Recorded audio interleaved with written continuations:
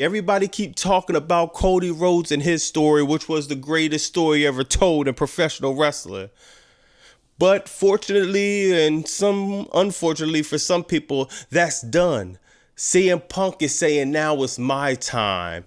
Now it's my time to come in. And as he's cutting the promo, you got Seth Rollins coming out. See, this was CM Punk failed to realize. Before you can have your main event and finish the story, you have to address some things with Seth Rollins.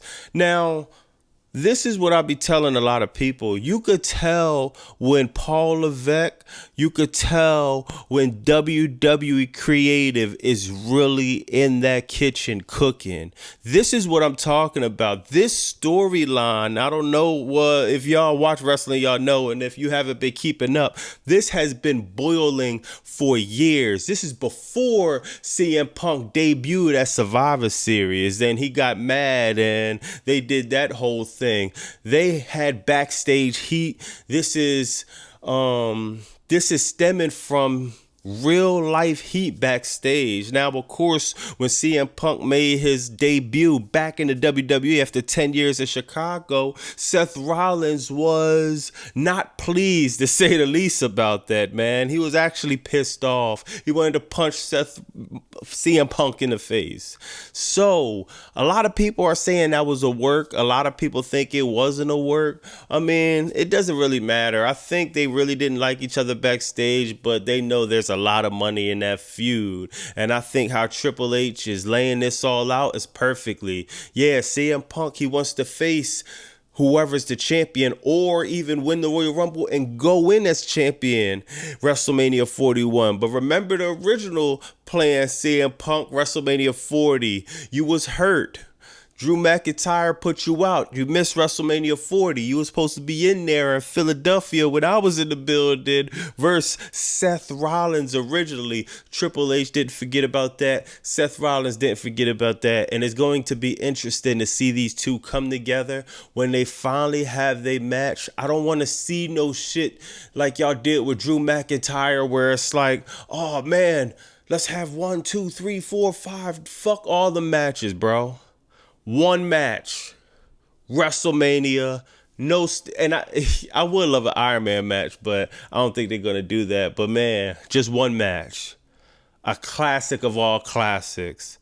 Seth Rollins, CM Punk at the grandest stage of all time.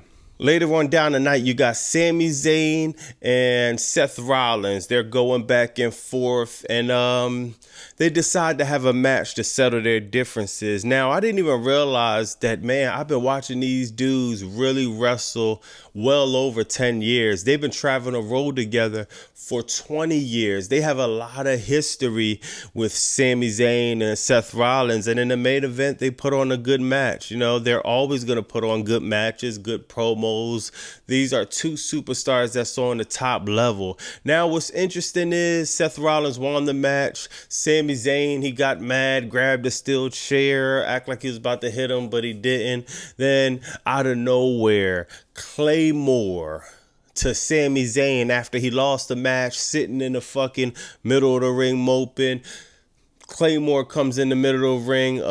Drew McIntyre comes in, hits Sami Zayn with the Claymore in the middle of the ring. Of course, he has the black hoodie and jeans. Of course, Solo Sikoa, he wears black hoodie. Everyone who comes from the crowd has a black hoodie on.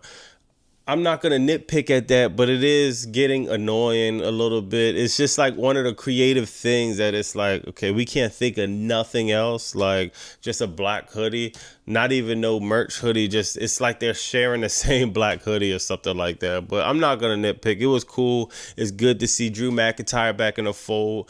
This was a good Raw, the beginning of December. And my prediction is Paul Levesque knows January, Netflix, the momentum has to be there. He picked a hell of a time to pick the momentum up. I see a lot of people, not a lot of people. You got some people actually. Some people online putting this episode of Raw over. Some other people online are saying it sucked. But from what we was getting a few weeks ago, the past few weeks, I'm definitely liking where the direction is going. Now, to address the New Day segment. some people were saying, man, that don't make sense, man. Why would his best friends get mad that his neck broke? It's like some people just find things to criticize, I think, man. But to be honest, that was a good segment, man. When you have three men in the middle of that ring cutting a promo, no one is flabbergasting. No one even skipped up one syllable, one word. You got compelling storyline. It's evoking the emotion. Man, everybody in that crowd was on the edge of their seat. I don't see how in the world you don't look at that segment and think that's not one of the best segments that could have happened on Raw, man. Sometimes we could be complaining a lot. I'm one of the complainers online, always complaining about both programs, the WWE and AEW. But when they do a good job, you have to point it out. That was a great segment. Great acting by Kofi, Xavier, and Big E. The only slip up was at the end, Kofi and Xavier Woods is together forever when they just was about to break up. I think that might have been a slip up in creative, or yeah, it has to be, because that didn't make sense. So, you know what I mean? I don't really know off the top of my head where I would have went with that if I was a part of creative, but regardless, it was good. Let me know in the comments what y'all think about this episode of Raw. Do y'all think it was mid? Do y'all think it was horrible like the last few previous Raws we've been getting? Or do you think there was some compelling storylines here? I personally think that what they finally figured out how to package a good show in 2 hours. Now, I know I'm saying finally because they've been doing 3 hours a very long time, I think 10 to 13 years.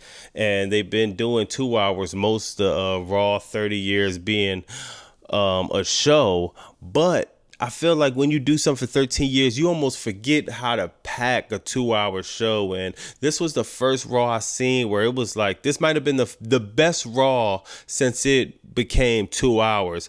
But let me know what y'all think, though. Holla at me in the comments. You know I'm going to be in there responding, talking shit, popping shit, and all of that, man. You already know it's Bobby Monsoon 215. Like, comment, subscribe. Blah.